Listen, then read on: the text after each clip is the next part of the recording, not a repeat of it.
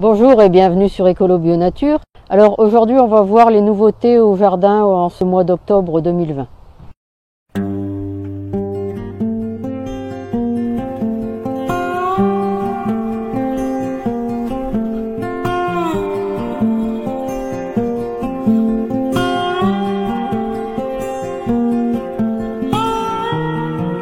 Alors je vais vous parler aujourd'hui de deux nouveautés qui n'en sont pas vraiment et puis de deux vraies nouveautés. Alors deux nouveautés qui n'en sont pas vraiment, c'est simplement deux plantes qui faisaient partie du lot que j'avais reçu en cadeau au mois de juillet et que je n'avais pas encore planté. J'ai réussi à faire tenir jusque maintenant et donc ils ont été plantés il y a une semaine. Alors c'est le Mirabellier Ruby qui est un Mirabellier colonnaire, donc que j'ai mis devant pour vous situer le jardin de devant, et je l'ai mis près du carré de culture pour qu'il lui fasse un petit peu d'ombre l'été. Alors c'est un Mirabellier greffé sur Saint-Julien et bon, il va faire 3 à 4 mètres de haut sur une largeur de 80 cm à 1 mètre. C'est une variété qu'on peut aussi cultiver en pot et c'est auto-fertile. Et ça donne de gros fruits plutôt ovales, plutôt couleur rouge, et ça a une chair sucrée et juteuse normalement. Et la récolte se fait en août. Et il avait besoin d'un endroit ensoleillé. Le deuxième arbre, qui est une fausse nouveauté, donc qui fait lui aussi partie des cadeaux de juillet.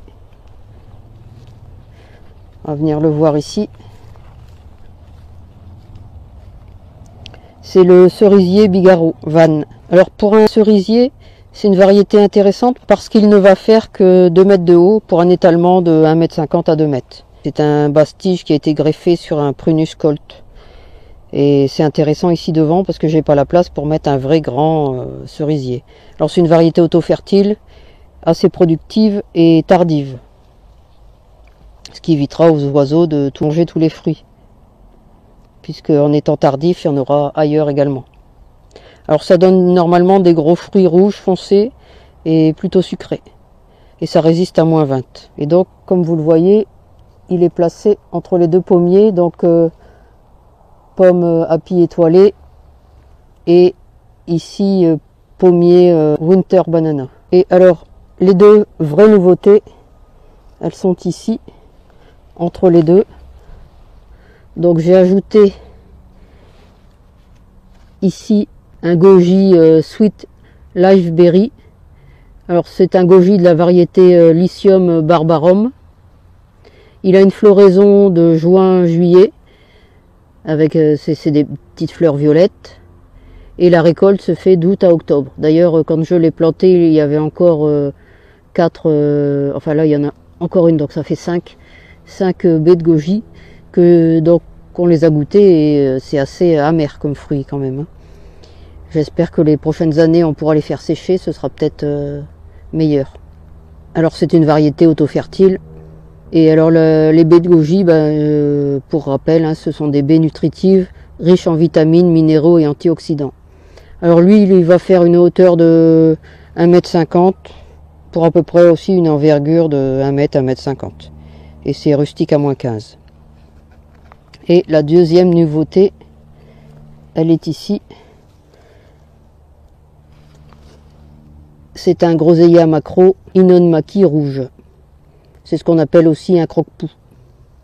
Alors là, les Inon Maki, que ce soit les rouges ou les jaunes, c'est une variété productive, très vigoureuse et résistante au mildiou. Et ça donne des gros fruits juteux, plutôt acidulés.